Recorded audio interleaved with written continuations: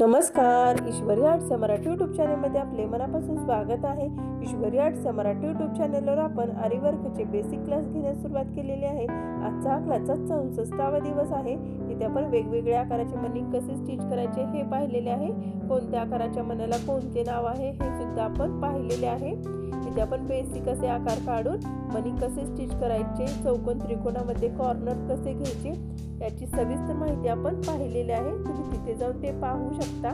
साध्या मशीनच्या धाग्याने chain stitch कशी घालायची, मणी वर्क कसे करायचे हे सुद्धा आपण पाहिलेले आहे।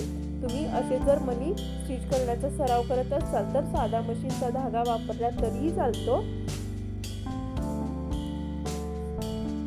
इथे आपण ब्लाउजच्या बाहीचे असे सिंगल लाईन आपण डिझाइन पाहिलेले आहे। तुम्ही ब्लाउजचा आकार काढून या डिझाइन बनवू शकता।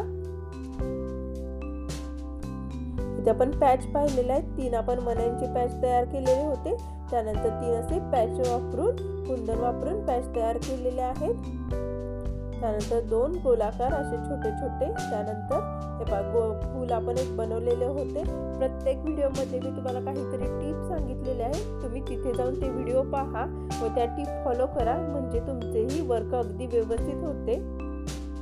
यामध्ये जर काही अडचण असतील तर तुम्ही मला विचारू शकता। आपण आज आणखी एक पॅच पाहणार आहोत। अगदी गोलाकाराचा छोटासा पॅच पाहणार आहोत। चला तर मग सुरुवात करूया। सुरुवातीला आपण सिंगल चेन स्टिच घालून घेतलेली आहे। त्यानंतर मोठ्या आकाराचा गोल्डन मणी आपण लावून घेतोय। अगदी शेजारीच एक चेन स्टिच घ्यायची आहे। हा थ्रेड आपण मण्यांमध्ये अडकून घेणार आहोत। इथे तुम्ही गाठ सुद्धा देऊ शकता। त्यानंतर गोलाकार आपण मणी लावून घेणार आहोत। मध्यम आकाराचे इथे आपण गोल्डन कलरचे मणी लावून घेतोय।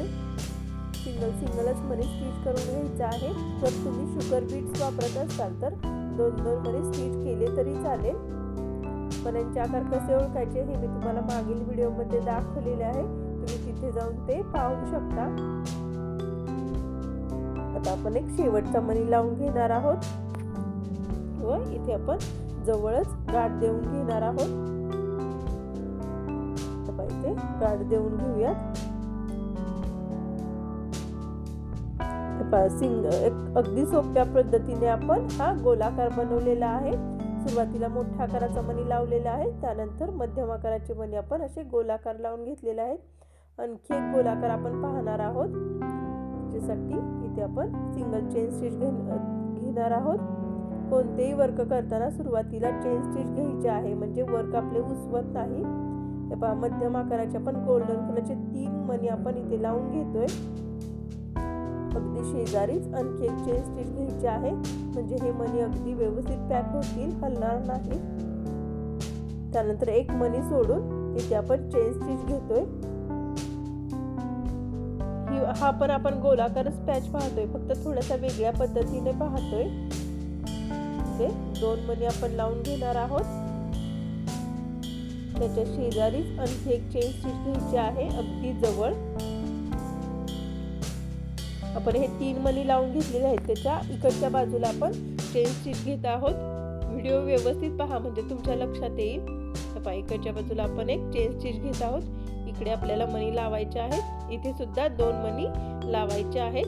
त्यानंतर अगदी शेजारी आपण गाठ देऊन घेणार आहोत। इथे गाठ देऊन घेतलेले आपण गोलाकार अगदी छोटेसे 2 पॅच पाहिलेले आहेत वेगवेगळ्या पद्धतीने। तुम्हाला कोणती पद्धत सोपी वाटते, कोणत्या पद्धतीने छान वाटते ते तुम्ही तशा पद्धतीने ते गोलाकार बनवू शकता। जर यामध्ये जर काही अडचण असतील तर तुम्ही मला विचारू शकता। सुरुवातीला आपण 3 मणी लावून घेतलेले आहेत। त्याच्यानंतर या बाजूला 2 या बाजूला 2 असे मणी लावून घेतलेले आहेत।